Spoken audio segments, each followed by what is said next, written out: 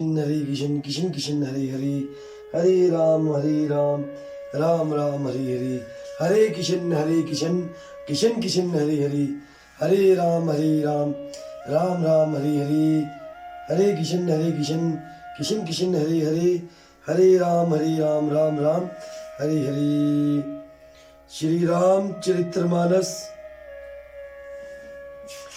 ओम नमः शिवाय। जय श्री राम जी की जय हो।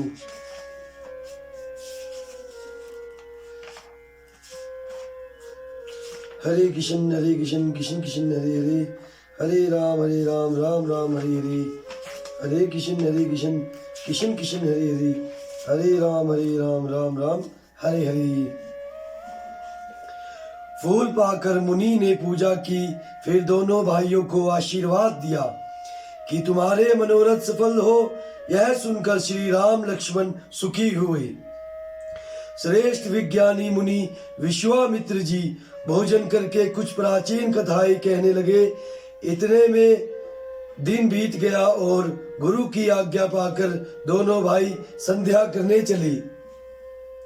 उधर पूर्व दिशा में सुंदर चंद्रमा उदय हुआ। श्री रामचंद्र जी ने उसे सीता के मुख के समान देखकर सुख पाया। फिर मन में विचार किया कि यह चंद्रमा सीता जी के मुख के समान नहीं है। खारे समुद्र में तो इसका जन्म, फिर उसी समुद्र से उत्पन्न होने के कारण विष इसका भाई। दिन में यह मलिन शोभाहीन निस्तेज रहता है और कल की काले दाग से युक्त है। बेचारा गरीब चंद्रमा सीता जी के मुख की बराबरी कैसे पा सकता है। फिर यह घटता बढ़ता है और विरहिणी स्त्रियों को दुख देने वाला है। राहु अपनी संधि में पाकर इसे ग्रस लेता है। चकवे को चकवी के वियोग का शोक देने वाला और कमल का वैरी उसे मुरझा देने वाला है। हे चंद्रमा, तुझ में बहुत ही अवगुण है जो सीता जी में नहीं है।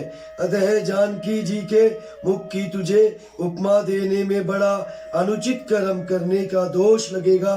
इस प्रकार चंद्रमा के बहाने सीता जी के मुख की छवि का वर्णन करके बड़ी रात हो गई जान वे गुरु जी के पास चले।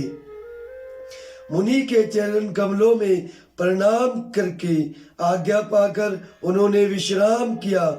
रात बीतने पर श्री रघुनाथ जी ने जागे और भाई को देखकर ऐसा कहने लगे, हे तात, देखो कमल चक्रवाक और समस्त संसार को सुख देने वाला अरुणोदय हुआ है। लक्ष्मण जी दोनों हाथ जोड़कर प्रभु के प्रभाव को सूचित करने वाली कोमल वाणी बोले। अरुणोदय होने से कुमोदिनी सुकुचा गई और तारागणों का प्रकाश फीका पड़ा गया। जिस प्रकार आपका आना सुनकर सब राजा बलहीन हो गए, सब राजा रूपी तारे उजाला मंद प्रकाश करते हैं, पर वे धनुष रूपी महान अंधकार को हटा नहीं सकते।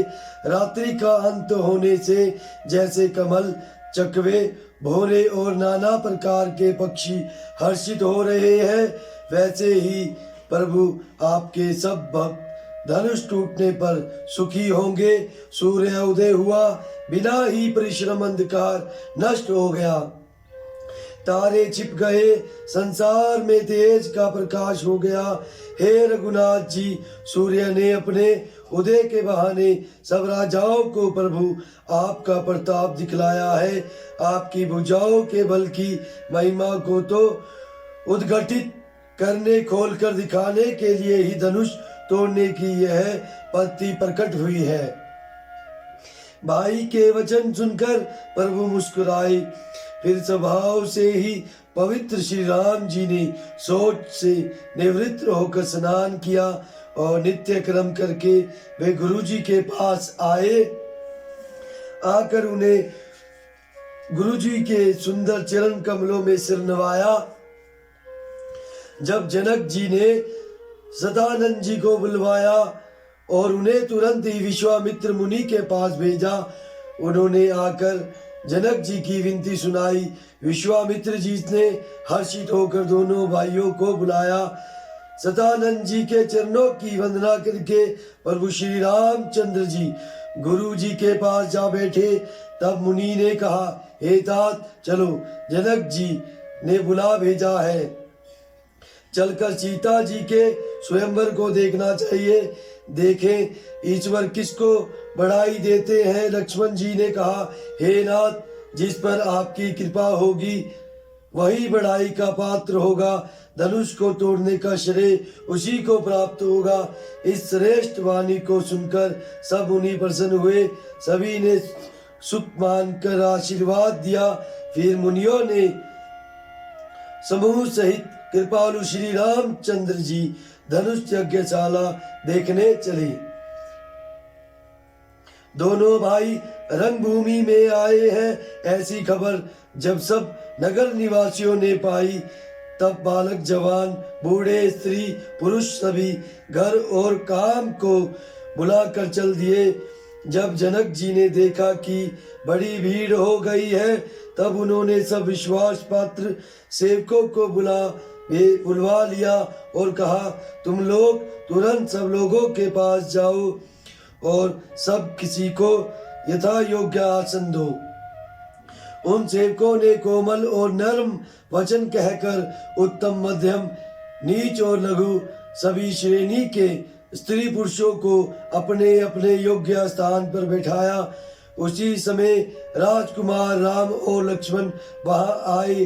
वे ऐसे सुंदर हैं मानो साक्षात मनोरथा ही उनके शरीरों पर छा रही हो।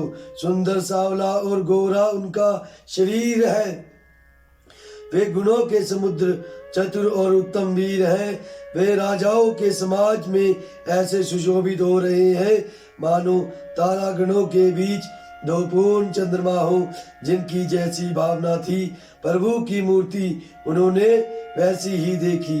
महान रणधीर राजा लोग श्री रामचंद्र जी के रूप को ऐसा देख रहे हैं मानो स्वयं वीर रस शरीर धारण किए हुए हैं। कुटिल राजा प्रभु को देखकर डर गए मानो बड़ी भयानक मूर्ति हो। छल से जो राक्षस वहां राजाओं के वेश में बैठे थे, उन्होंने प्रभु को प्रत्यक्ष काल के समान देखा। नगर निवासियों ने दोनों भाइयों को मनुष्य के भूषण रूप और नेत्रों को सुख देने वाला देखा। स्त्रियां हृदय में हर्षित होकर अपनी अपनी रुचि के अनुसार उन्हें देख रही हैं मानो श्रृंगार रस ही परम अनुपम मूर्ति धारण किए सुशोभित हो रहा है। विद्वानों को प्रभु विराट रूप में दिखाई दिए, जिसके बहुत से मुंह, हाथ, पैर, नेत्र और सिर हैं।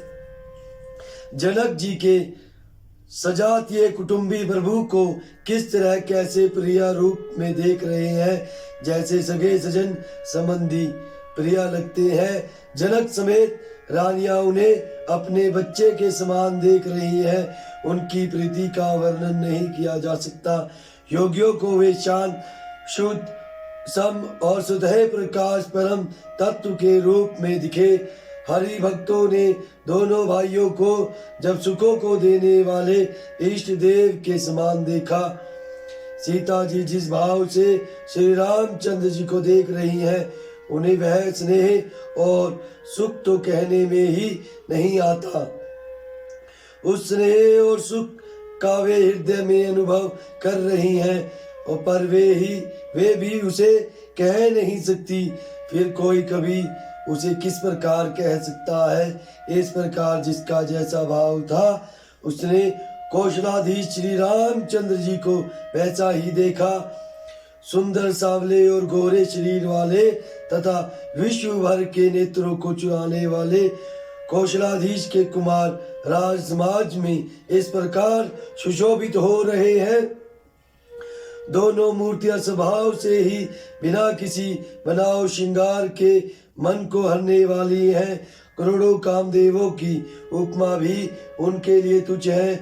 उनके सुंदर मुख शरद पूर्णिमा के चंद्रमा की भी निंदा करने वाले, उसे नीचा दिखाने वाले हैं और कमल के समान नेत्र मन को बहुत ही भाते हैं।